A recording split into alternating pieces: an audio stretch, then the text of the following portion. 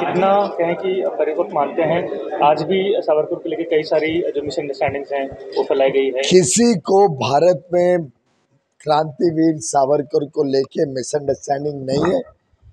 ये देशभक्त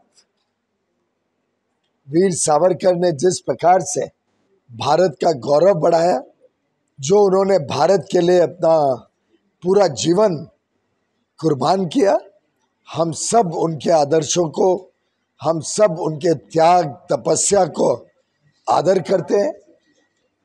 और मैं समझता हूं अगर कोई व्यक्ति वीर सावरकर का अपमान करके महाराष्ट्र से जाते हैं और फिर भी कुछ राजनेता राजनीतिक लाभ और राजनीतिक हताशा के कारण उस बात पर भी वीर सावरकर के आदर्शों को छोड़ देते हैं, मैं समझता हूं बहुत दुर्भाग्य है। ये जरा भी मैं मानने को तैयार नहीं हूं कि भारत में एक भी ऐसा व्यक्ति होगा, एक भी ऐसा देशभक्त होगा जो वीर सावरकर के बलिदान से अपने आप को गौरवान्वित नहीं महसूस करता। सर, ऐसी कहानियों को कितना अहम मानते हैं, क्योंकि हाल फिलहाल में जब इंडिया दल की बैठक हुई थी, मातृका सभा हुई थी, उस दरमियान भी राहुल गांधी उद्धव ठाकरे स्टेज साझा करते नजर आए। वो उद्धव ठाकरे जो कभी राहुल गांधी के कट्टर विरोधी रहे हैं और सावरकर ऐसा दुर्भाग्य है कि उद्धव जी ने शायद सत्ता के लोभ में मित्रों को छोड़ दिया और हिंदू धर्म के आलोचक, हिंदू धर्म के और हमारे ऐसे क्रांतिकारी वीर सावरकर जैसे योद्धाओं को त्याग दिया और कांग्रेस के साथ जुड़ गए और राहुल गांधी जी के पीछे आज एक टूटी फूटी अलायंस के अंदर भाग ले रहे हैं। ये महाराष्ट्र का दुर्भाग्य है। हम सब महाराष्ट्रन इससे दुखी हैं। सर, अलायंस का जिक्र कर रहे हैं। महाराष्ट्र एक बेहद महत्वपूर्ण राज्य माना जा रहा है लोकसभा के मद्देनजर। सीट शेयरिंग को लेकर अभी भी काफी ज्यादा देरी हो रही है। कई मीटिंगों के दौर राज्य से लेकर केंद्र तक हो रही है। कल भी काफी देर नहीं, इसमें अच्छी चर्चा चल रही है, अच्छी बातचीत हो रही है, अच्छी प्रगति भी हो रही है, लगभग फाइनल है। जल्दी आपको सब सूचनाएं मिल जाएंगी। पूर्व वायुसेना के जो प्रमुख है भदौरिया, उन्होंने बीजेपी ज्वाइन करी। देखिए, प्रधानमंत्री नरेंद्र मोदी जी का जो आज लोकप्रियता है, जो आज 140 करोड़ भारतवासियों ने उनको अपनाया है अपने परिवार के सदस्य की तरह, जो आज भारत के सामने उन्होंने एक विजन रखा है विकसित भारत 2047 का, इसमें 140 करोड़ देशवासियों को उन्होंने आमंत्रण किया कि कर्तव्य भावना से हम सब मिलके राष्ट्र के निर्माण के काम में जुटे और समाज के हर वर्ग का इसमें योगदान होगा। समाज का हर व्यक्ति इस मुहिम में भाग लेगा तो देश और उज्जवल भविष्य में की तरफ जाएगा। शिवसेना कहती है कि भाजपा वीर सावरकर को लेकर राजनीति करती है, जबकि राष्ट्रपति भारत रत्न देने की बात होती है तो पीछे क्या? मुझे लगता है कि एक हताश पार्टी जिसका अस्तित्व ही आज महाराष्ट्र में खत्म हो गया है,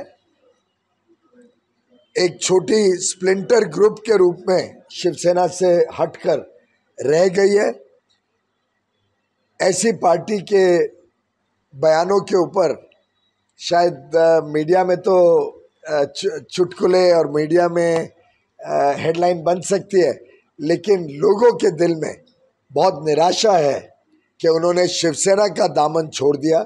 अपने परिवार के वजह से एक बड़ा हिंदू धर्म के साथ जो अन्याय किया है, जो हिंदू धर्म का अपमान किया है, उसको महाराष्ट्र की जनता कभी माफ नहीं करेगी। सर, अरविंद केजरीवाल जेल के अंदर से सरकार चला रहे, वहीं लगातार मांग चल रही है कि नैतिकता के आधार पे इस्तीफा देना चाहिए और फिर आगे की जो कार्रवाई चल रही है उसके सामने। मुझे लगता है अरविंद केजरीवाल जी जो बातें बोल के सत्ता में आए थे, उसके बाद जिस प्रकार के कुकर्म उन्होंने किए हैं, उसका जवाब श्रद्धेय अन्ना हजारे जी ने दे दिया है।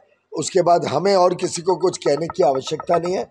अन्ना हजारे जी दुखी हैं। अन्ना हजारे जी ने बहुत ही इस पे दुख से अपना बयान दिया और मैं समझता हूं कि वही देश की भी आज भावना है। सर, डीएमके के एक मंत्री है जिन्होंने प्रधानमंत्री मोदी जी को अभद्र टिप्पणी की है, एक तरीके से गाली दी है। इस तरीके का कैंपेन चल रहा है, कैसे देखते हैं? प्रधानमंत्री नरेंद्र मोदी जी की 56 इंच की छाती है।